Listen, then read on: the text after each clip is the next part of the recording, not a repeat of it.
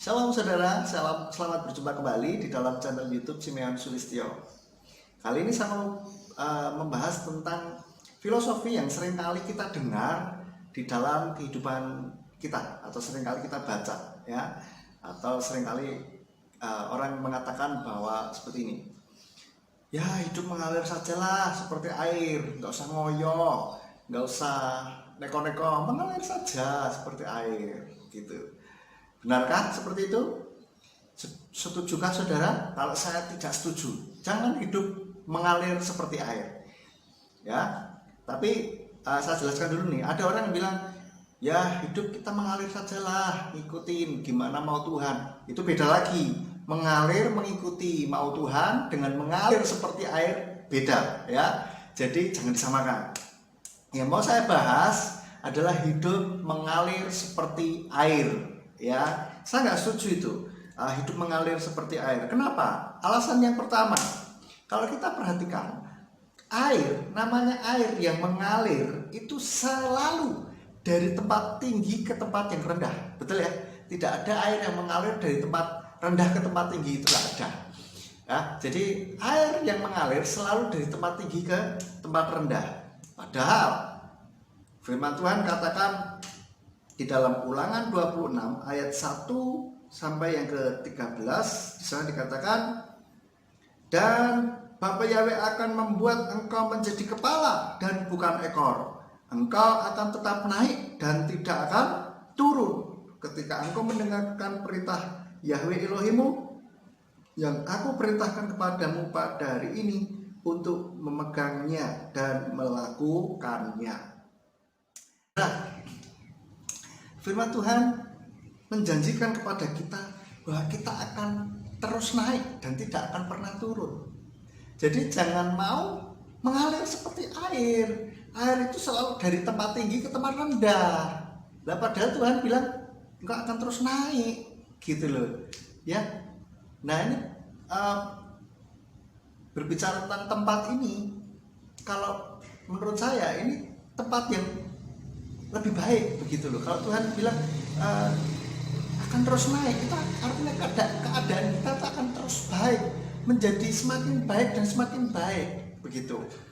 Lah kalau air itu dari tempat tinggi ke tempat rendah, kondisi kita menjadi seperti semakin buruk, saudara ya. Jadi jangan mau mengalir seperti air, karena Tuhan sudah menjanjikan bahwa kita akan terus naik dan tidak akan pernah turun. Ya, tentu saja dengan syarat, ada bintang kecil di sana, syarat dan ketentuan berlaku, yaitu apa? Ketika engkau mendengarkan perintah Yahweh Elohimmu yang aku perintahkan kepadamu pada hari ini untuk memegangnya dan melakukannya. Saudara, ini syaratnya. Ya, kalau kita mendengarkan perintah Bapak Yahweh, kita akan dibawa naik oleh Bapak Yahweh. Ya, kalau Tuhan ngomong itu pasti penting, ya toh. Tetapi kalau Tuhan ngomong sampai berulang kali, itu artinya sangat-sangat penting. Ya, syaratnya ini Tuhan sudah ngomong sampai 3 kali, saudara. Yang pertama di ayat yang ke-1 dari Ulangan 28. Di sana katakan, dan apabila engkau mendengarkan dengan baik suara Yahweh Elohimmu dan berhati-hati melakukan semua perintahnya yang telah aku perintahkan kepadamu hari ini, maka Yahweh Elohimmu akan menempatkan engkau di tempat yang tinggi, mengatasi segala bangsa di bumi, dan seterusnya dan seterusnya. Itu berkat-berkat Tuhan. Ayat selanjutnya sampai ayat 13 Tuhan ngomong syaratnya, ya, sama, diulang kedua kalinya. Dan Tuhan ngomong untuk yang ketiga kalinya syaratnya ini, yaitu apa? Di ayat yang ke-14 di sana katakan, dan janganlah menyimpang ke kanan atau ke kiri dari perkataan yang aku perintahkan kepadamu hari ini untuk mengikuti ilah-ilah lain, dan dengan mengikuti ilah-ilah lain untuk beribadah kepadanya. Nah, saudara, Tuhan sampai ngomong syaratnya ini sampai 3 kali loh ngomongnya. Itu artinya sangat-sangat penting sekali. Karena Tuhan ngomong sampai 3 kali. Ya. Oke, kembali ke tema kita. Alasannya yang pertama tadi apa? Air mengalir selalu dari tempat tinggi ke tempat yang rendah. Padahal Tuhan menjanjikan kita untuk naik dan tidak akan turun. Yang kedua alasannya, jangan mau hidup mengalir seperti air. Ya. Yang kedua, air yang mengalir ya. Bila ada halangan yang agak berat, biasanya berhenti atau keluar jalur. Saudara, kalau saya perhatikan air yang mengalir itu misalkan di talang atau di pipa begitu ya, atau di selang gitu, itu kalau ada halangan di dalam jalurnya itu, kalau ringan itu bisa ke bawah ya, kalau ringan memang bisa ke bawah. Tapi kalau agak berat sedikit, katakanlah kerikil ya, itu akan berhenti airnya, artinya kena ya halangannya itu loh. Ya kalau airnya lebih besar, lebih banyak, memang kerikil itu akan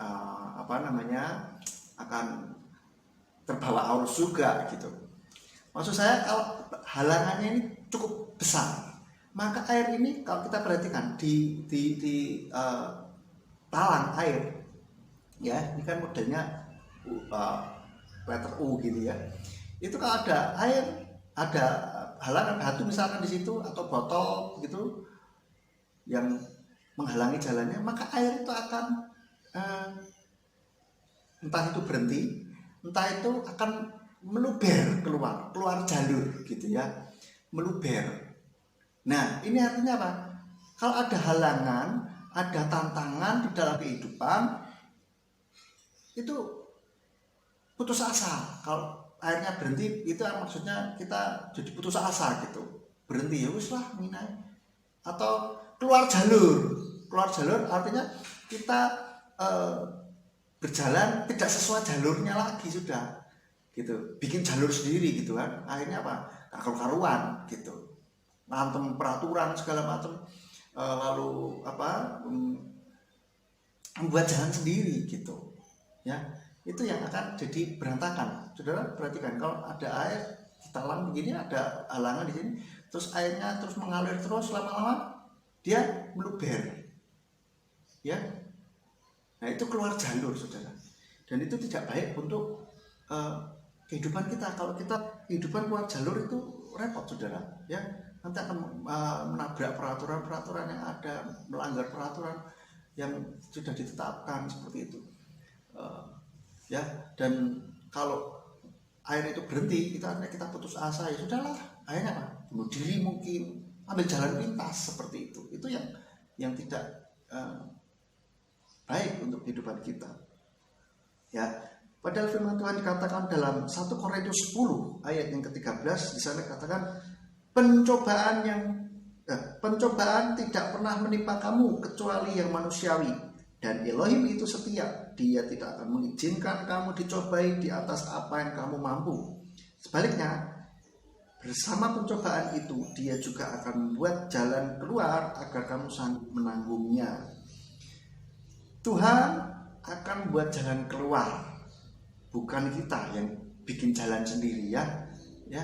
Saudara, kalau Tuhan yang bikin jalur sendiri, Tuhan yang bikin jalan keluar untuk kita, itu beda daripada kita yang bikin jalan sendiri, ya kan? Coba kalau air itu bikin jalan sendiri, lu biar kemana-mana kacau, gak karu-karuan, saudara, betul nggak? Ya, tapi kalau air itu kita buatkan jalur sendiri, jalan keluar sendiri, itu akan naik, nggak akan luber kemana-mana, ya. Dan kita akan bisa menanggung setiap permasalahan yang ada, ya. Ini janji Tuhan buat kita. Dan yang ketiga, kalau kita perhatikan, air yang mengalir ini tanpa tujuan, ya, hanya ikut arus saja. Ya wes, teman-temannya begini ya, ngikut saja. Ya trennya lagi begini ya, sudah ikut saja lah, gitu ya. Saudara, kalau kita hidup mengalir seperti air, itu tandanya kita tidak punya tujuan dalam kehidupan kita. Ya pokoknya makan, minum, tidur, bekerja, terus bertumbuh, tua, terus mati. Itu gitu aja. Jangan mau saudara, ya. Karena kita ini hidup diciptakan Tuhan dengan sebuah tujuan. dalam Efesus 2 ayat yang ke-10 di sana dikatakan, sebab kita adalah hasil karyanya yang telah diciptakan dalam Hamasyah Yesua untuk perbuatan-perbuatan baik yang telah Elohim persiapkan sebelumnya, supaya kita dapat berjalan di dalamnya. Saudara, artinya Tuhan mempunyai tujuan bagi kita. Kenapa kita diciptakan, kenapa kita hidup, itu karena ada tujuan Tuhan buat kita, saudara, untuk kita bisa melakukan. Jadi untuk kita melakukan pekerjaan-pekerjaan baik yang telah Tuhan persiapkan, saudara, yang telah Tuhan siapkan buat kita, untuk kita hidup di dalamnya. Oleh karena itu, saudara, hiduplah dengan punya tujuan. Kalau saudara bingung lah, saya tujuan hidup saya apa ya, saya tidak ngerti. Saudara bisa melihat video saya sebelumnya. Saya pernah upload sebuah video yang judulnya menemukan tujuan hidup atau panggilan hidup. Ya, saudara cari di situ, tonton, itu ada saya uraikan bagaimana kita bisa menemukan tujuan hidup kita. Ya, oke. Yang keempat, yang selanjutnya, dalam hidup ini kita perlu perencanaan. Kalau air mengalir itu tidak ada direncana, ya sudah pokoknya begitu aja, gitu kan? Padahal kita tahu hidup ini perlu direncanakan, saudara. Hidup ini perlu direncanakan. Seperti di dalam Lukas 14 ayat 28 sampai yang ke-30, di sana dikatakan, sebab siapakah dari antara kamu yang ingin mendirikan sebuah menara yang tidak terlebih dahulu duduk menghitung biayanya, apakah dia mempunyai sesuatu untuk penyelesaiannya, supaya jangan setelah dia meletakkan fondasinya dan tidak sanggup menyelesaikannya, maka semua orang yang melihatnya mulai mencemooh kepadanya sambil berkata, orang ini mulai mendirikan tetapi dia tidak sanggup menyelesaikannya. Jadi saudara, Tuhan sendiri sudah memberikan perumpamaan seperti ini. Artinya kita juga perlu perencanaan, gitu ya. Dalam hidup pun perlu direncanakan. Kita mau kemana, kita mau apa 5 tahun ke depan, perlu ada sebuah rencana. Bahkan di dalam setiap aspek kehidupan kita perlu direncanakan. Contoh aspek keuangan kita itu juga perlu direncanakan. Ya, saudara, hidup itu perlu perencanaan. Jadi jangan hanya mengalir seperti air. Tetapi kalau hidup, kalau ada orang bilang, oh kan mengalir, maksudnya mengalir itu mengalir mengikuti mau Tuhan gitu, itu lain lagi ya, lain masalah. Mengikuti mau Tuhan, rencana Tuhan itu yes, betul ya. Oleh karena itu kita harus tahu rencana Tuhan dalam hidup kita apa ya. Dan saudara, kita dalam hidup ini jangan mau mengalir seperti air ya. Sudah saya jelaskan tadi kenapa alasannya.